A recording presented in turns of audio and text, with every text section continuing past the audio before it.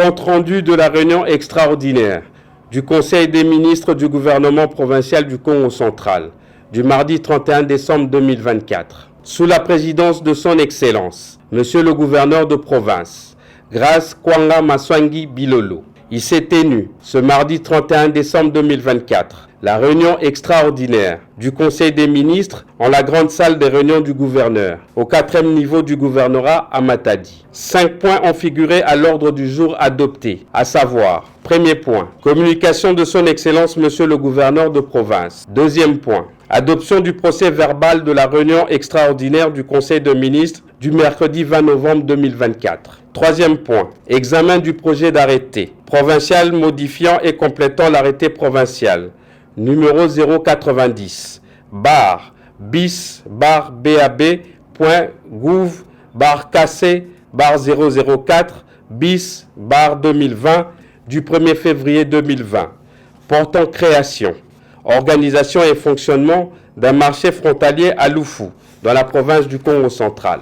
Quatrième point, dossier du ministère provincial en charge de transport sur le règlement de solution sur la perception des recettes de la vente des signes distinctifs CGO et réflectifs avec hologramme de l'État. Cinquième point, divers. Premier point, communication de son Excellence Monsieur le gouverneur de province. D'entrée de jeu, son Excellence Monsieur le gouverneur de province a salué la présence de membres du Conseil de ministres à la réunion et a profité de l'occasion pour présenter ses vœux les meilleurs de Nouvel An 2025 à ces derniers, leurs collaborateurs ainsi qu'aux membres de leurs familles respectives. Sa communication s'est articulée sur 3 points, à savoir l'information sur l'actualité du pays, les faits marquants de l'année 2024, les perspectives pour l'année 2025.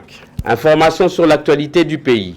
De prime abord, son Excellence, Monsieur le gouverneur de province, a rendu un vibrant hommage au chef de l'État, Félix Antoine Tshisekedi Tshilombo, dans les efforts engagés pour la paix et la sécurité dans notre pays, et sa vision qui inspire la gouvernance de notre chère province. À ce jour, le chef de l'État a annoncé sa détermination sur la nécessité de mettre en place dans les jours qui suivent une commission devant statuer sur la révision et ou changement de la Constitution de la République. À ces sujets, il a annoncé avoir levé l'option pour la province du Congo central de soutenir sans condition la réforme constitutionnelle et a invité chacun des membres de l'exécutif provincial à soutenir la vision du chef de l'État. Les faits marquants de l'année 2024. Sur le plan politique, l'autorité de province a relevé les faits ci-après. La nomination d'une fille Congo comme première ministre de la République, son Excellence Madame Judith Suminwa Tuluka. La mise en place d'une nouvelle assemblée provinciale, son élection à la tête de la province, l'investiture du gouvernement provincial ainsi que l'adoption et publication du budget 2025, le lancement et la poursuite de travaux de réhabilitation des infrastructures à travers la province. Sur le plan sécuritaire, il a relevé le fait que la province a été confrontée par l'incursion des Mobondo dans les territoires de Kivula, l'insécurité routière avec les phénomènes coupeurs de route, le banditisme urbain avec le phénomène Kuluna, ainsi que les embouteillages routiers, principalement de l'entrée jusqu'à la sortie de la ville de Matadi.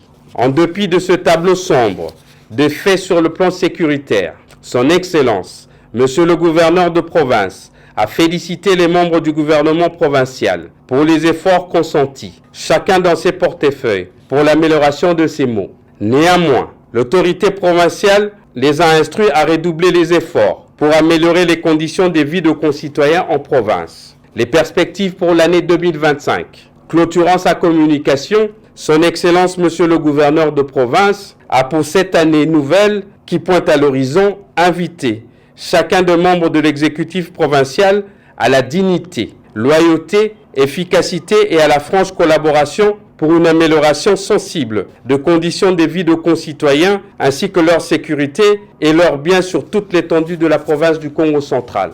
Adoption du procès verbal de la réunion extraordinaire du Conseil des ministres du mercredi 20 novembre 2024. Après lecture faite par le secrétaire général du gouvernement, le procès verbal numéro 007 de la réunion extraordinaire du Conseil des ministres du gouvernement provincial du Congo central du mercredi 20 novembre 2024 a été adopté à l'unanimité.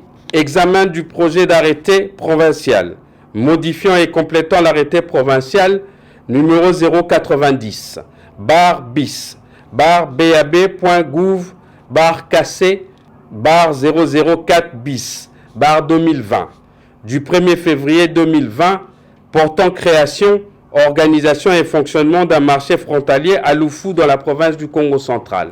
Prenant la parole qui lui a été accordée, le ministre provincial ayant le commerce extérieur dans ses attributions a fait l'économie du projet d'arrêté subvisé au Conseil des ministres.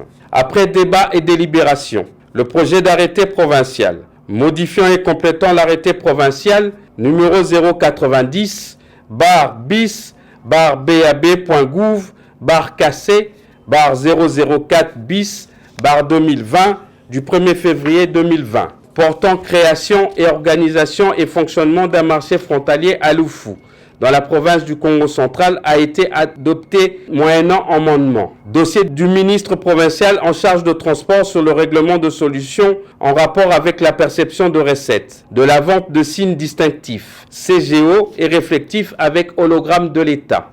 Le ministre provincial, ayant le transport dans ses attributions, a présenté au Conseil des ministres le dossier relatif à la résiliation, qualifié d'injuste, du protocole d'accord entre la province du Congo central et la Direction nationale de la Commission nationale de prévention routière, CNPR, au sujet de la perception des recettes de la vente des signes distinctifs, CGO, et réflectifs avec hologramme de l'État congolais.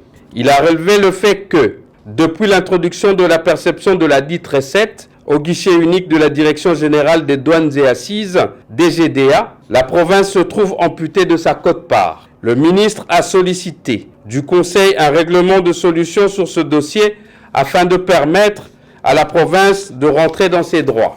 Pour cela, le Conseil des ministres a institué une commission ad hoc devant approfondir le sujet et proposer des mesures idoines. Divers.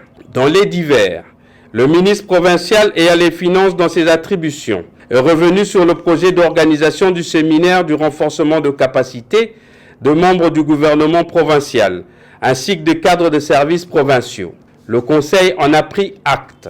Toujours dans les divers, le ministre provincial ayant l'agriculture dans ses attributions a soulevé la problématique relative à la suspension des travaux d'aménagement du site devant abriter le projet ProAder, décrété par le parquet général du Congo central. Il a ainsi sollicité l'implication de la province pour le règlement de ce litige, afin de permettre la poursuite des travaux amorcés sur le site à Matadi. Le Conseil en a pris acte. Clôturant les interventions dans les divers, l'autorité de province a rappelé la volonté du chef de l'État de mettre en place une commission pour la réforme de la Constitution et a invité le gouvernement provincial à soutenir cette volonté qu'il partage pleinement. Il a enfin informé les membres du Conseil des ministres qu'il envisage, dans le cadre d'itinérance, d'aller dans d'autres territoires. Commencée à 13h13, la réunion extraordinaire du Conseil des ministres a pris fin à 16h21. Je vous remercie.